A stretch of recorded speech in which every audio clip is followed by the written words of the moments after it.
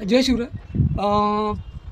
या मडक्यामध्ये आपला जो झाडाची पानं असते, झाडाची जे पानं असते ते पानं एकत्र केले आणि त्या पानामध्ये पाणी टाकलं आहे. आता हे एक प्रकारे ह्युमिक ॲसिड आपण म्हणू शकतो, झाडाच्या पानापासून तयार केलेलं ह्युमिक ॲसिड.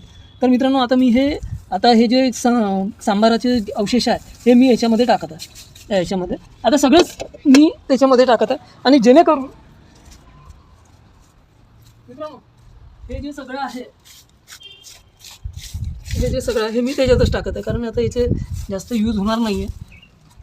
तर मी याचा फायदाच आहे. आता हे सगळे याच्यामध्ये टाकतो.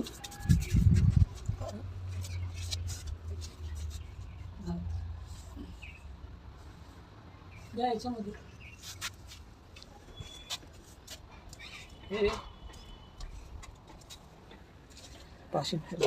हे यामध्ये मी टाकत आहे.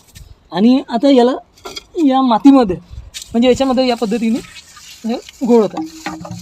तर मित्रांनो, हे एक प्रकारे ह्युमिक ॲसिडच आहे.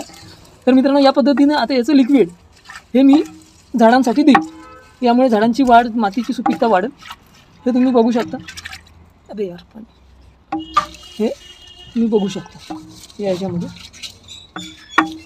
अजून जे वेस्टेज पानं आहे ते याच्यामध्ये टाकील आणि या पद्धतीने मग 15-15 दिवसांनी, 8-8 दिवसांनी झाडांना याचं पाणी देत जाईल.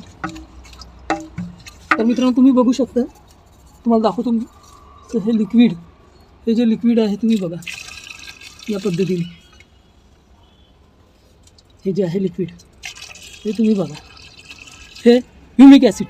तर मित्रांनो, या पद्धतीने आपण घरच्या घरी ह्युमिक ॲसिड बनवू शकतो आणि झाडांसाठी म्हणा, मातीसाठी ते खूप उपयुक्त आहे. झाडांची वाढ, मातीची सुपीकता हे चांगल्या प्रकारे होते. तर या पद्धतीने आपण हे ह्युमिक ॲसिड घरच्या घरी बनवत आहे. तर आता हे 15 दिवसानंतर याचा यूज करेल मी. याच्यामध्ये अजून पानं टाकील आणि त्याच्यात अजून पाणी टाकील. या मडक्यामध्ये या पद्धतीने मी हे बनवत आहे. तर मित्रांनो, व्हिडिओ कसा वाटला कळवा. लाईक, कमेंट, शेअर नक्की करा. धन्यवाद.